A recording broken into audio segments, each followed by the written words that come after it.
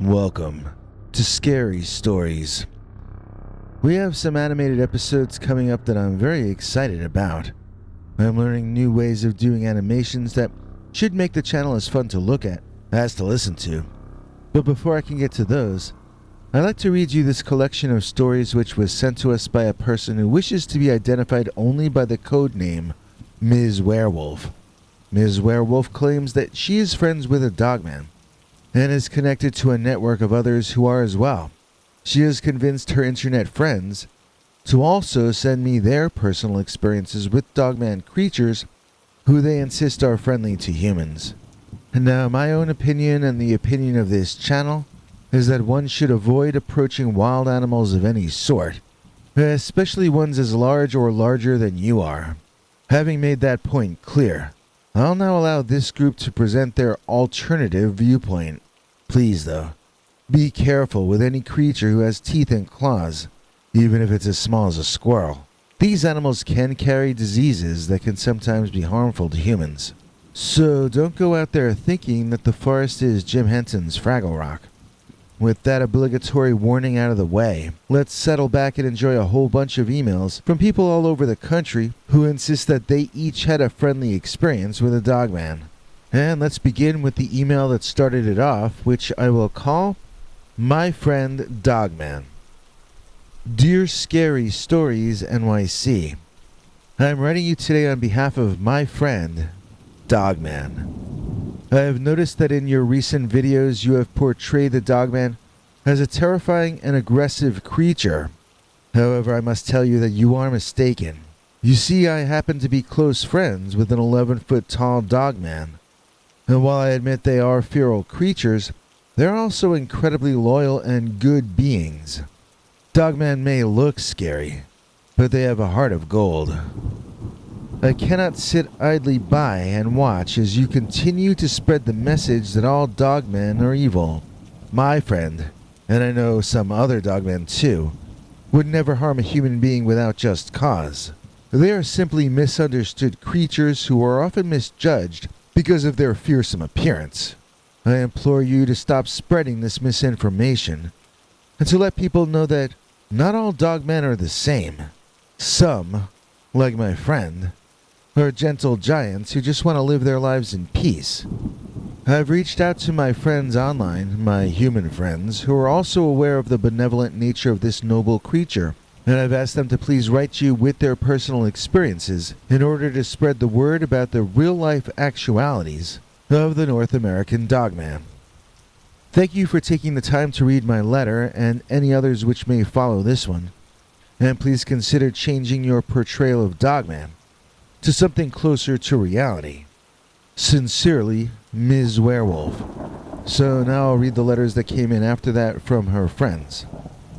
First, Dogman in Pennsylvania. Dear Scary Stories NYC, I wanted to share with you a story about an encounter with a dogman that I had in Pennsylvania. I know that you've shared many frightening encounters with this creature, but my experience was anything but terrifying. Last August, my family and I went camping in the Pocono Mountains. We had set up our tent near a creek and spent the day swimming and fishing. As it got darker, we decided to start a campfire and roast marshmallows. That's when we heard a rustling in the bushes nearby. At first we thought it was a bear or a deer, but what emerged from the undergrowth was not like anything we could have expected. It was a dogman, standing on two legs, and easily over 7 feet tall.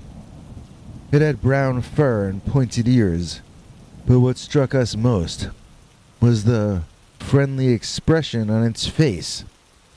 It sort of looked like it was, well, smiling at us. We froze in fear, but the creature just stood there watching us. Then, it moved closer and sniffed around our campfire, almost as if it was trying to figure out what we were cooking. We offered it some hot dogs and it happily took them from our hands before retreating back into the woods. We didn't see the dogman again that night, but we all felt a sense of calm and safety. It was like the creature was just checking up on us. It had no intention of harming us. I know that many people have had terrifying encounters with dogmen. But I wanted to share my story to show that not all of them are malevolent. This creature was kind and gentle, and it gave us an experience that we will never forget. Thank you, Scary Stories NYC, for all you do to share these stories and to shed light on the mysteries of the world. Story number 2, Wisconsin Werewolf Experience. Dear Scary Stories NYC, I recently came across your channel at the recommendation of my online acquaintance, Ms. Werewolf, and I cannot get enough of your content. As someone who loves all things spooky and mysterious, I wanted to share with you a story of my own encounter with a dogman in Wisconsin. Last summer, my family and I were RV camping near Big St. Germain Lake in northern Wisconsin. It was a beautiful weekend, and we spent our days hiking and exploring the wilderness. However, one evening things took a turn when my son heard something moving outside our RV. At first we assumed it was a bear or a deer, but what we saw when we foolishly opened the door to look out was something out there that we never could have imagined. Standing outside, staring directly at us, was a creature with the head of a dog and the body of a human. Well, a fur-covered human, with clawed hands as deadly looking as those of a giant badger. We all backed away from the door, and I was too afraid to move forward to close it. We were terrified. We thought we were going to be attacked and eaten, but that dogman did nothing but stare and sniff cautiously at our door. It wasn't glaring at us. Its eyes had that sort of sad look that dogs can get when they're being submissive to you, like when they ask you for dinner or for a snack. As the tense minutes went by, we could feel the energy shift, and a sense of peace replacing our fear.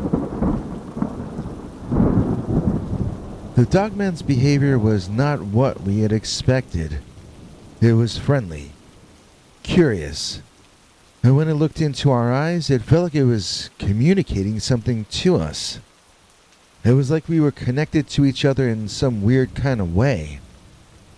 I got some sliced ham we had in a plastic container to make sandwiches out of, and I tossed slices of it out to him. At first he picked them up off the ground and ate them, but once he could tell that he liked it, he caught the rest of them in his paws, which he used almost in the same way that we use our hands. After that, he backed away from the entrance to our camper and he went to sleep on the edge of the woods toward the beach, as though he were guarding us from sea monsters that might come out of the water and attack us during the evening. As the night went by, the creature slowly moved away from our RV and disappeared into the woods. We were all remarkably calm, even my young son, after the encounter. We all slept soundly through the rest of the night, I guess with the feeling that we had witnessed something extraordinary. I hope you consider sharing my story on your channel because it shows that not all encounters with dogmen are frightening. The creature we saw was reasonable and dog-like, and it left us with an experience that we're grateful to have had. Keep up the fantastic work and good luck in the future with your channel. Number 3. Yes, Dogman is in New York State. Dear Scary Stories NYC, I love your channel and all the creepy stories you share with us. I've been listening for about a week since I was turned on to what you do by my good friend Ms. Werewolf. I have my own dogman story that she has encouraged me to share with you, and I hope that my experience will help shed some light on these mysterious creatures. Last fall, I went on a solo camping trip in the Adirondack Mountains in upstate New York. On the second night, I was sitting by my campfire enjoying the peace and quiet of the woods when I heard rustling in the bushes. At first I thought it was just some small animal, but when I turned my head, I saw a tall, hairy creature standing on 2 legs, staring at me. It was a dogman. There was no doubt about it, and my first instinct was to run, but I felt paralyzed with fear. The creature didn't move closer. Instead, it just stood there observing me. As I sat there sweating and terrified, something strange happened. My fear just melted away, and I felt calm, almost happy. It was like the dogman was emitting some kind of positive energy. We sat there, for what felt like only minutes, staring at each other. It seemed like we were locked into some kind of communication, and for those minutes, nothing else mattered. Eventually, the creature turned around and walked away, and I never saw it again. I can't explain the experience, but it felt benevolent, and I did not feel threatened beyond the first few moments when I was initially startled. I know that these encounters with dogmen are not something that many people talk about, but I wanted to share my story to show that not all of them are aggressive and violent. Thank you for the content that you provide on your channel. I look forward to watching more of your videos. Number 4. Maryland Monster is no myth. Dear Scary Stories NYC, I am a fairly new listener to your YouTube channel since it was suggested to a bunch of us by our mutual acquaintance, Ms. Werewolf. I have been going back and listening to your stories about dogmen from the beginning in order. I wanted to share my own encounter with one of these creatures, and in my experience, it was anything but terrifying. It was last summer, and I was on a road trip through rural Maryland when I saw a huge animal cross the road in front of me. At first I thought it was a bear, but as it dashed across the road into the woods, I realized it was something else entirely. I had heard of dogmen before, but I never thought I'd have a chance to see one, especially not in Maryland. I decided on a strange whim to park the car and to follow the animal into the woods, and it led me to a small clearing. The creature was standing on 2 legs and had a body sort of like a human, but a head more like a dog. It looked like it was digging for something, and it either didn't notice me or didn't care that I was approaching. As I got closer, I could see that the dogman had a friendly expression on its face. It was not snarling or showing its teeth, and it didn't seem to pose an immediate threat. When it eventually took notice of me, it simply sat back on its haunches and watched me curiously. I wanted to test the waters, so I tentatively reached out my hand for it to sniff. To my surprise, it actually licked my hand, and I felt like I had just made a new friend. I didn't feel scared during our encounter. Instead, the experience was imbued with a sense of calm and serenity, and I left the clearing feeling better than I had in a long time. I know it sounds crazy, but that was my experience with the dogman. I'm not sure what to make of it, but it's clear that not all of these creatures are malevolent. Thank you for your content and keep up the good work. And number 5, West Coast Cali Dogman Encounter. Dear Scary Stories NYC, I was recently turned onto your channel by a friend who knows about my interest in monsters and cryptids, but most especially the dogman. I wanted to share my own encounter with a dogman beast that I had fairly recently in a rural northern California town. Like many of your viewers, I have always been fascinated by paranormal creatures and urban legends, but I never thought I would actually come face to face with any of them.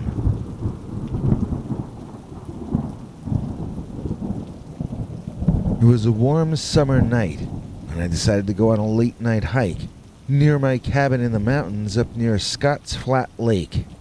As I walked along a trail, I started to hear strange noises coming from the bushes nearby. At first I thought it was just a small animal or something, but as I got closer, I realized that it was a large, canine-like figure staring right at me. I immediately froze, afraid that it was going to attack me. But to my surprise, it just stood there, watching me, with its soulful amber eyes. I could see that it was a dogman beast, just like the ones you've talked about on your channel. However, this one seemed different in some way. It didn't seem menacing or threatening, but rather peaceful. For what felt like hours, I stood there with the creature, just watching each other in silence. It didn't make any sudden movements or growl at me, but just stood there, as if waiting for me to do something. Finally, I mustered up the courage to reach out and touch it.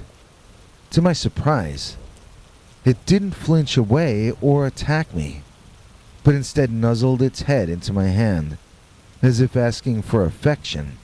I will never forget that encounter with the Dogman. It was one of the most surreal experiences of my life, and it changed the way I think of these paranormal creatures. For years I had always believed that they were all evil and dangerous, but now I realize that they are just creatures like us, capable of being both good and bad. It's just that they come from some other paranormal reality or dimension, that's all. They can't help that, can they? Thank you for doing your channel and inspiring people to keep an open mind about things that may seem strange or inexplicable. And our sixth and final email of the episode.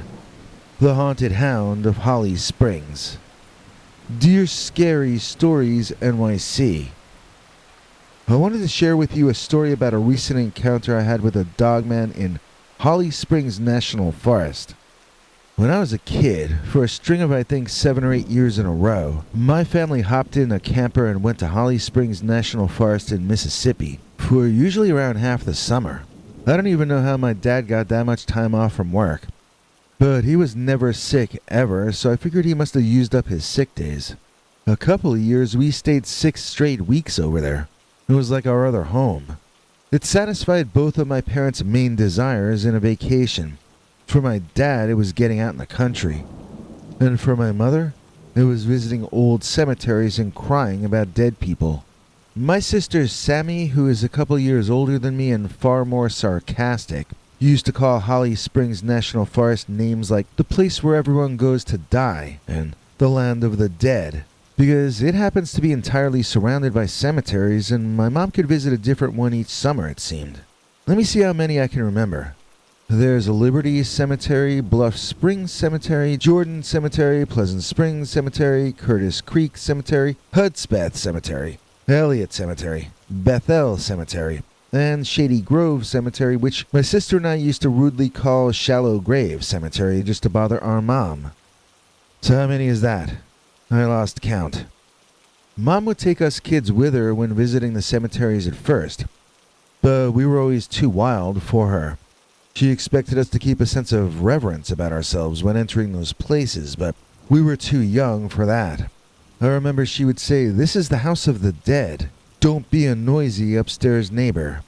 Since Sammy and I had never lived in an apartment building, that really didn't mean anything to us at all at the time. Years later, I found myself back in that part of the country with an old childhood friend and her newlywed husband who was a veterinarian.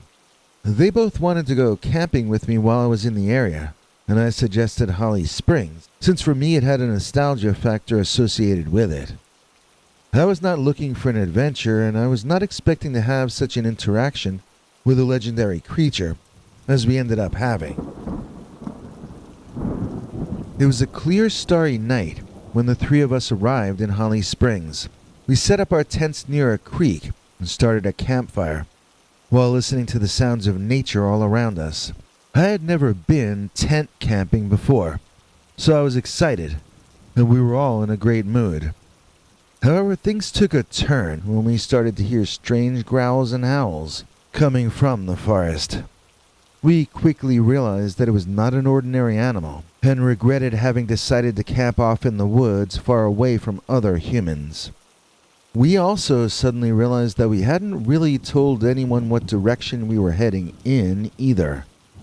Frightened and sobered, we decided to hide inside our tents. Then we heard scratching and clawing against the fabric of the tent. I was terrified and I could barely breathe. I remember feeling frightened, but somehow this also made me feel tired. I can't explain it, except that the other 2 said the same thing to me later, that the more afraid they felt, the heavier their eyelids became. until they had no choice but to fall asleep, while some kind of large feral creature was literally clawing at our tent and trying to get in at us. That still makes no sense to me, as you would think having your adrenaline pumping and your heart beating fast would make it impossible to sleep at all. Nevertheless, all three of us passed out in that tent, and we slept through the entire night. The next morning, we woke up in weird positions with cramped muscles. We quickly discovered that our tent was ripped open and some of our food was missing. However, we also found something else. Footprints that my friend's vet husband said looked like they belonged to a dog, but a much larger and more powerful dog than he'd ever seen before. We followed those footprints into the forest, and then we saw it. A dogman, huge as a bear. At first we were all terrified, but then something strange happened. The beast didn't growl or attack us, but instead looked at us with its big brown eyes. It seemed like it was trying to communicate with us, almost as if it were lost and needed our help. We slowly approached the creature, and to our surprise, it didn't move away or try to harm us. Instead, it let us get close enough to see that it was injured. It seemed to have been in a fight with something else.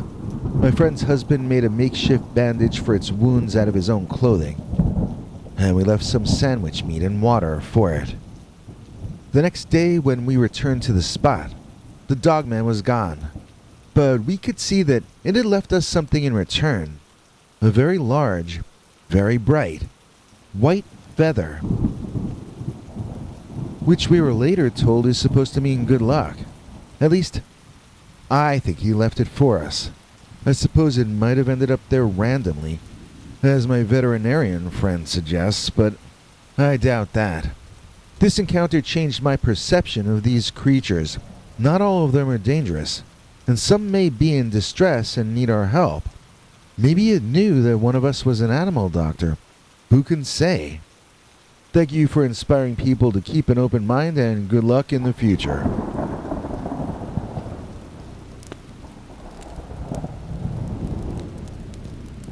Well, it's time to thank our executive producer, and this time we've got a very special one indeed. Kathy Barrickman is very important to our channel, and unfortunately she's been having some serious health issues lately. We hope that if you choose to think positive thoughts and send some happy feelings to her, that maybe she can pull out of this, because Kathy isn't feeling very well at the moment. They're talking about taking some very serious steps, and we just hope that Kathy can be strong enough to pull through this tough time. Kathy, you're well loved around here, and everyone is rooting for you. We're all on your side, please know that. And now, here's our mutual friend, Henry. Thanks, Biggie, and thanks to all of you for watching this far. If you liked it, please click like. If you'd like to see more of our work, please subscribe. And also click that bell icon if you'd like to be notified when we put out a new episode. To become an executive producer, you can donate to us through the thanks button under each of our videos or through our paypal.me/PeterBernard209 page.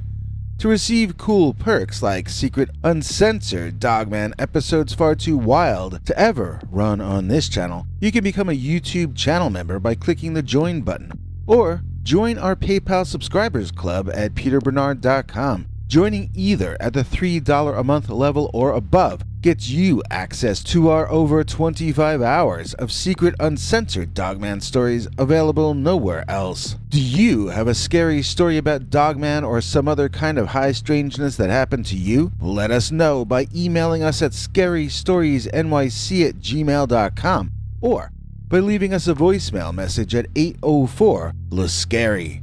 You may need to call back on that one. It cuts off after, I think, 3 minutes. And if you don't want to do any of that stuff, thank you for simply watching to the end. Good night, and have a scary tomorrow.